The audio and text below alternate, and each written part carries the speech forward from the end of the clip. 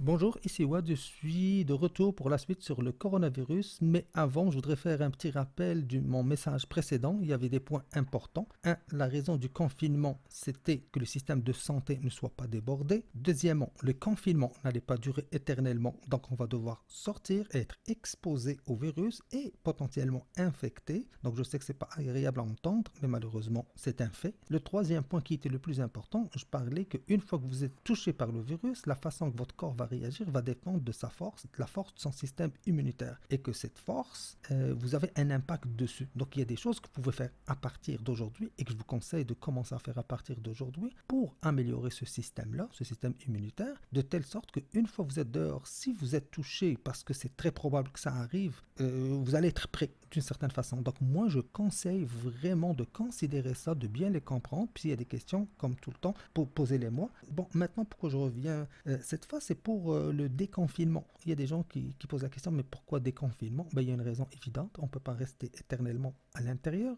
Mais la deuxième raison, qui est plus technique, c'est pour atteindre l'immunité de groupe. L'immunité de groupe, c'est quand on atteint un certain nombre de personnes, un certain pourcentage de personnes qui sont déjà immunisées, de telle sorte que la maladie ne peut plus avancer. Comment ça, elle peut plus? C'est-à-dire si moi je l'ai, puis je rencontre trois personnes, puis les trois sont déjà immunisées, ben, même si le virus le touche, ça fait rien, donc c'est mort dans l'œuf, ce qu'on appelle l'immunité de groupe. Et malheureusement, cette immunité de groupe pour le coronavirus se situe entre 60 et 66%. C'est-à-dire pour que ici on dise, ici et ailleurs, pour qu'on dise, bon, le coronavirus, d'une certaine façon, c'est plus compliqué que ça, on le sait, mais d'une certaine façon, pour dire c'est réglé, ben, il faut au moins qu'il y ait 60 à 66% qui sont immunisés, donc qui l'ont déjà eu.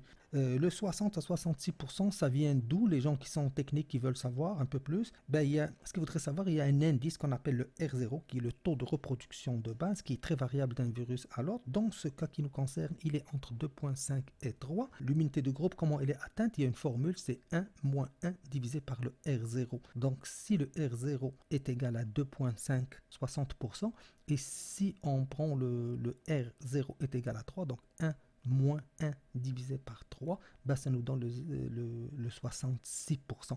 Donc c'est des chiffres qu'il faudrait atteindre.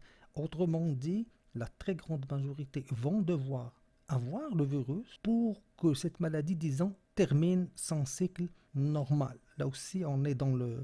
En gros, on ne rentre pas trop dans les détails. Ce qui revient aussi à mon message précédent. Augmenter votre état de santé global et votre immunité. C'est vraiment important. C'est ça. S'il faut retenir juste une seule chose, ça serait ça. Donc, merci beaucoup et à la prochaine. Au revoir.